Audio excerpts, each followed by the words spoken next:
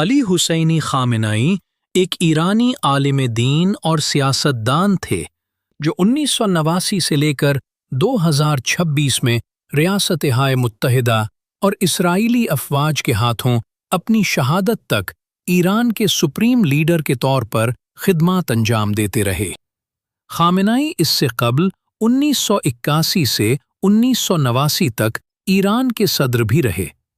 Supreme leader کے طور پر ان کی مدت قیادت جو 36 سال اور 6 ماہ پر محیط تھی، انہیں اپنی وفات کے وقت مشرق وسطیٰ کا طویل ترین عرصہ تک خدمات انجام دینے والا سربراہ مملکت بناتی تھی، اور شاہ محمد رضا پہلوی کے بعد ایران کے سب سے طویل عرصہ تک حکمرانی کرنے والے رہنما تھے۔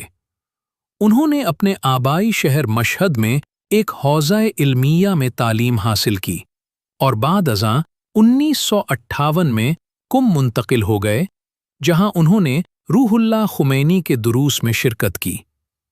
خامنئی شاہ ایران محمد رضا پہلوی کی مخالفت میں شامل ہو گئے اور انہیں 6 مرتبہ گرفتار کیا گیا۔ 1978 سے 1979 کے ایرانی انقلاب میں خامنئی ایک نمایاں شخصیت تھے، اور انقلاب کی کامیابی کے بعد انہوں نے نو قائم شدہ اسلامی جمہوریہ ایران میں متعدد عہدے سنبھالے۔ انقلاب کے بعد وہ ایک قاتلانہ حملے کا نشانہ بھی بنے، جس کے نتیجے میں ان کا دایاں بازو مفلوج ہو گیا۔ اسرائیل کی جانب سے ان کے خلاف مسلسل قتل کی دھمکیاں دی جاتی رہیں۔ ایران عراق جنگ کے دوران 1981 سے 1999 تک وہ ایران کے تیسرے صدر رہے، اور اسی دوران انہوں نے اسلامی انقلابی گارڈ کور IRGC کے ساتھ قریبی تعلقات استوار کیے۔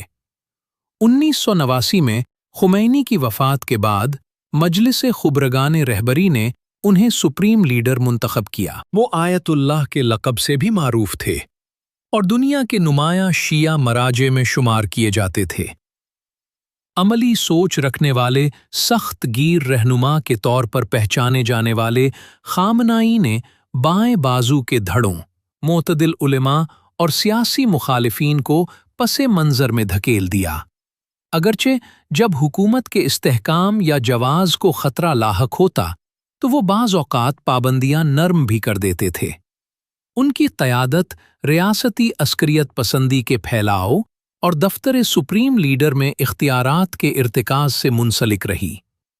سپریم لیڈر کی حیثیت سے خامنئی نے ایران کے سویلین مقاصد کے لیے جوہری پروگرام کی حمایت کی، جبکہ بڑے پیمانے پر تباہی پھیلانے والے ہتھیاروں کی تیاری پر پابندی عائد کرنے کا فتویٰ بھی جاری کیا۔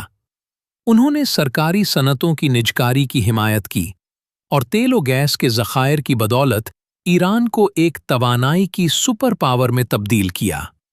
ان کی خارجہ پالیسی شیعہ اسلامزم اور ایرانی انقلاب کی برآمد پر مرکوز تھی۔ انہوں نے اسلامی انقلابی گارڈ کور کو ایک اہم داخلی کنٹرول اور علاقائی اثر و رسوخ کے آلے میں تبدیل کرنے میں کلیدی کردار ادا کیا۔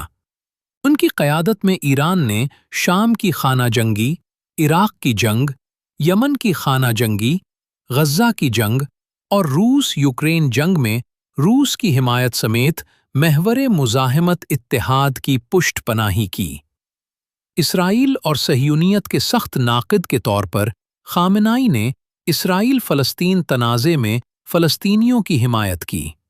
ان کی تقاریر میں اسرائیل کی تباہی کے مطالبات اور یہود مخالف بیانیہ شامل تھا۔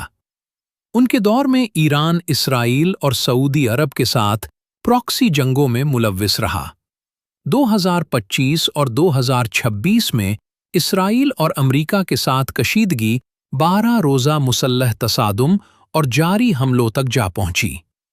وہ امریکہ، اسرائیل اور صہیونیت کے سامنے ڈٹ کر کھڑے رہے اور بالآخر 28 فروری 2026 کو ایران پر اسرائیلی امریکی حملوں کے دوران ایک فضائی حملے میں خامنئی اپنے پورے خاندان کے ساتھ شہید ہو گئے۔